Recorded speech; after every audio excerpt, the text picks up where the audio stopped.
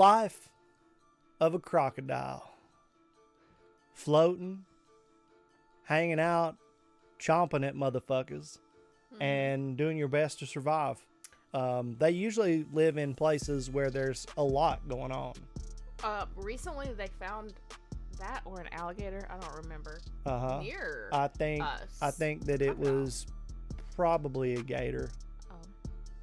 But still, freshwater all the way in like Tennessee. That's crazy.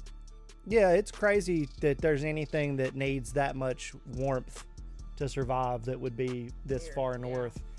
But you never know. I mean, there's been people release piranhas in places that they shouldn't be and all kinds of shit. So, in Ohio, people see a fucking lion running across the 4-lane. It's like, you never know what people have got. It's true. That's one of the things that's always scared the fuck out of me is like, living in areas where we do where, hey, you may be the first person to come up on somebody's pet, like tiger or something that they've got for no fucking reason. It's true. Because people buy exotic pets. It happens. If Joe Exotic was not enough of a wake-up call that these people have crazy exotic pets in weird predicaments, then there is a documentary, I think, called Elephant in the Room. Remember, I showed it to you where there was all these rednecks in Ohio that had crazy exotic animals, lions and tigers and bears. I mean, there are zoos like in just remote places. Yes, so it but could happen the zoos are not as worryful as like fucking Fred back here who has a lion in a cage. I just don't know many Freds that have lions. They exist. I'm telling you right now, they exist. But a crocodile, who I don't know much about them. Like I know a little, but they've never been like the main focus of anything that I've ever watched, I don't think. So I'm interested to see this wonderful animation the crocodile or the alligator. The Crocodile Hunter. Yeah, that's not where I was going. Oh. Moon Knot. Oh, yeah, the chick goddess or whatever. Yeah, that's true. Let me adjust myself here. Have we ever reacted to this creator before? James Toland. Yes, I think we have. Okay. I can't remember exactly what it was, but this video just came out here recently and I saw it and thought it would be interesting for us to watch. Cool animation. And crocodiles seem to be pretty fucking cool too. And there was a hippo on the beginning part, and I know that you like little baby hippos. Baby hippo. So maybe an animated hippo would brighten your day a little bit. Let's see. Are you ready? Are you ready? Let's do it. Luckily, that's not your mum. And that's also not you. That's you, currently stuck in your egg, squeaking to get mum to help you out. You're one of her 40 or 50 eggs that she carries from the nest down to the river, using her tongue to give you some help with hatching. Oh, I think I've seen pictures of that. You are now an independent crocodile. That didn't take long. 8 inches and weighing 30 grams, you've now got a long way to go.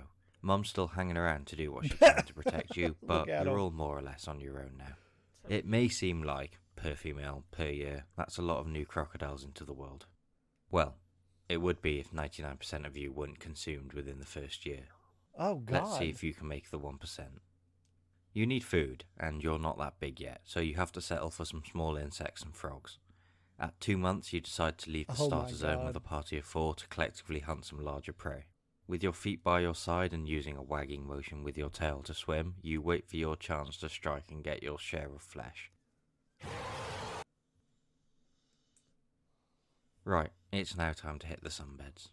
There's a hierarchy among crocodiles that goes along the lines of biggest boys get best basking spots, so you have to settle for squeezing into an uncosy shaded corner.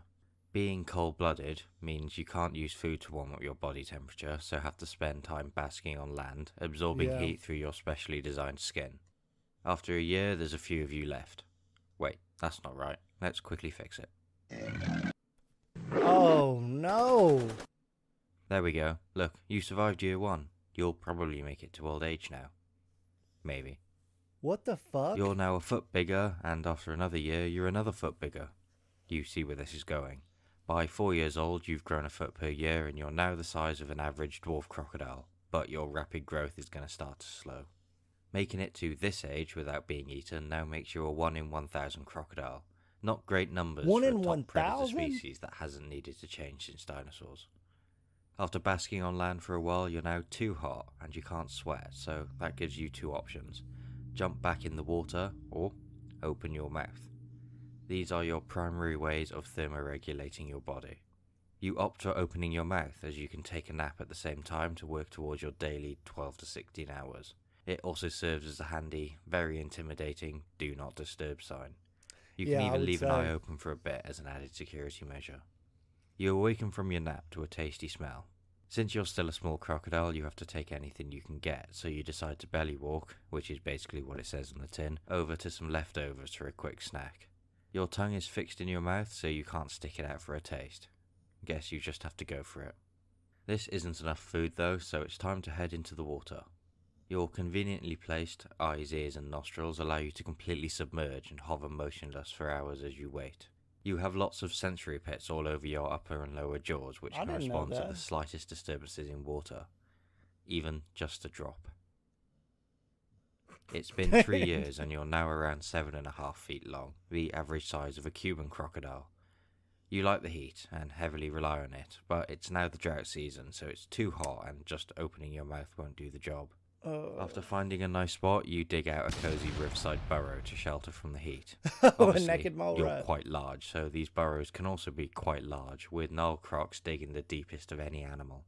Because you rely on the sun to warm your body, 50 to 70% of the food you eat is converted to flesh and energy. For comparison, in humans this is about 3 to 4%.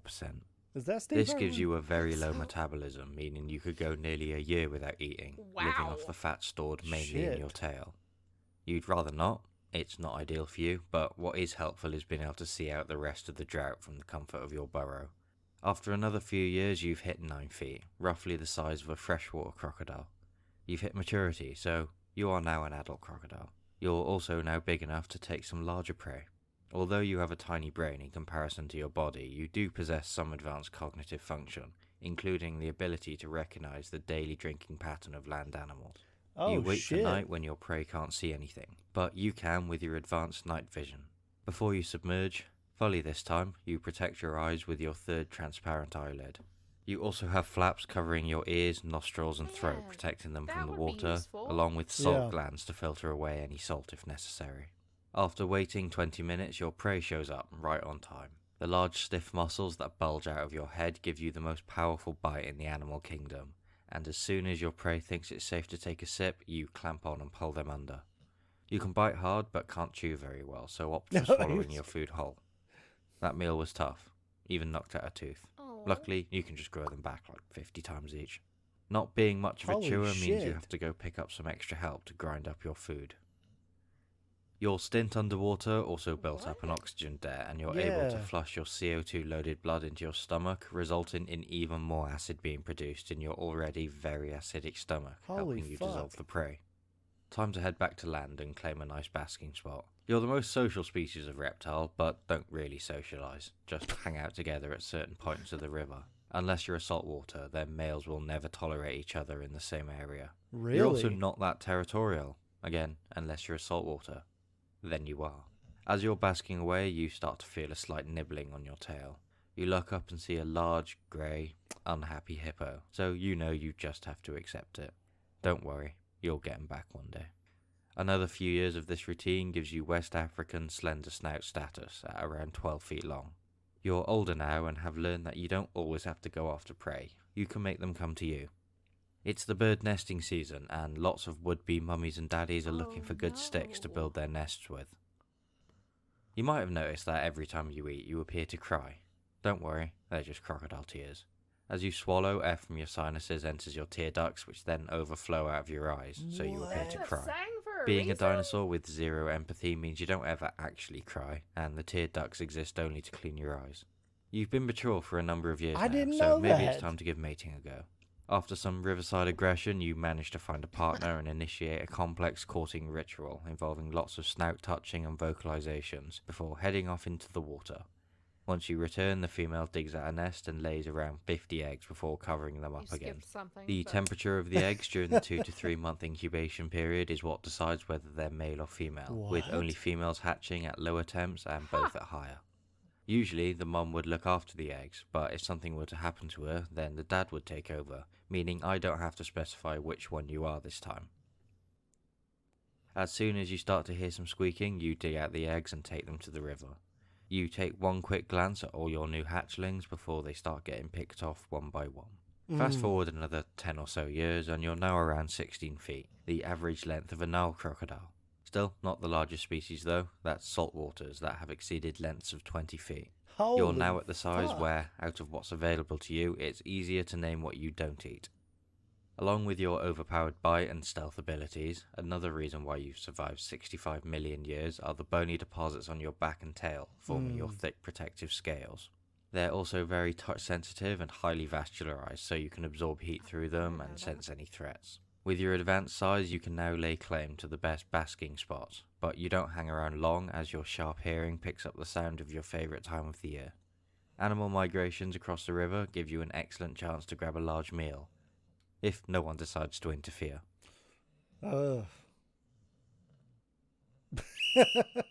That's annoying. Yes, you are an awful creature that wouldn't feel the slightest remorse for a murderous rampage, but you do have an important role to play in keeping population numbers down and nutrients flowing. Oh well, you can try again next year, and the year after that, and the year after that, all the way up to around 70 years old. We're not 100% sure on your usual lifespan, but it's thought to be around 50 to 75 years. Your routine is still the same, you're just much larger now and your belly walk is a bit slower. People keep coming to measure you, for some reason, and since the muscles used to open your mouth are actually very weak, it doesn't take much to disarm you. As you're basking away, you feel the usual nibble on your tail and look up to see, oh, there's no adult with them this time. What a great opportunity. I said you'd get him back. Oh.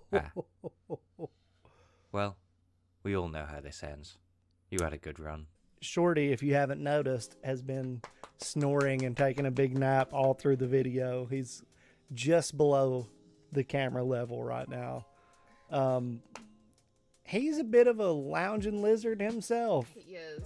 He gets his 17 hours a day in for sure. For sure. What the fuck about the tears? The tears, yeah. Did you know that? No, I just always just thought it was a saying and never questioned it, really.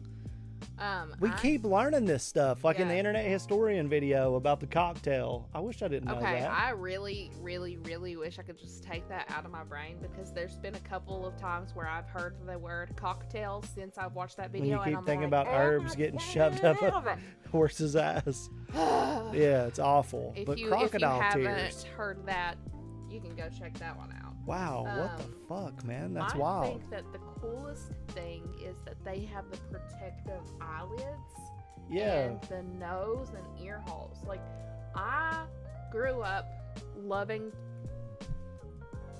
to swim. Yeah.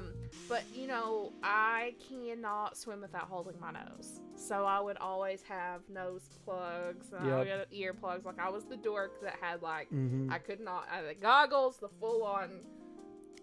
I would get ear infections and everything, but I would still never wear that shit. Okay, well, I did. And I didn't know how to swim for the longest time. So, like, sometimes I would even wear a life jacket or floaties. But I wore floaties, like, how I was old? Like,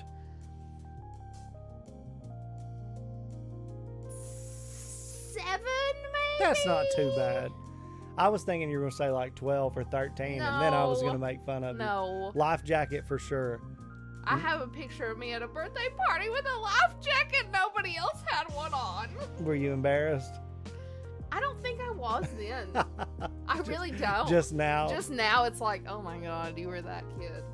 That's so funny. So if I had protective, like shields for my nose and my eyes and my ears, like, oh man. Yeah. That'd be great. How handy. They were doing their thing. Also, I think the stones help them sink to the bottom too. Like the ones they eat? Yeah, not just to digest food, but it also helps them, I'm pretty sure, stay on the bottom without trying to. Because they're too buoyant. Yeah. Otherwise. I don't know. I've never heard of that. I didn't know that they swallowed stones. Oh, yeah. That's super weird. I think birds do too. Lizards. Well, it's a lizard, but our would bearded seek dragon, out rocks. I would have to keep her away. But like if she saw like a small pebble, she was running To eat it, eat it. And I looked up why, and I sifted through her shit for like 3 days, and finally, I also have a picture of that with the rock and her. And it said like they do that for like nutrients. And stuff. Like if they are missing a nutrient, they would try to like eat rocks to like get dogs like to eat goose poop for the same reason. Yeah, well, we figured that one out for Shorty. Through experience. Yeah. But wow, what a video. This was great. And I like how there was no music. There was no, it was just him talking. Too. Yeah, but good stuff. I enjoyed it. I didn't know about the teeth thing. I didn't know that they could regrow their teeth like 50 times. Like a shark. I didn't know that. I thought the sharks were the only ones that could redo their teeth like that. Pretty incredible stuff. Also, that their vascular system was set up to distribute heat the way that it does. Yeah. Super neat stuff. So yeah, great video. Bye. Learned a lot. James Tolland. Subscribe. We have also going to drop a like on this video. Yeah. Pretty fucking incredible. Hopefully you guys enjoyed our reaction to it, and we will see you in the next one. See you guys. Bye.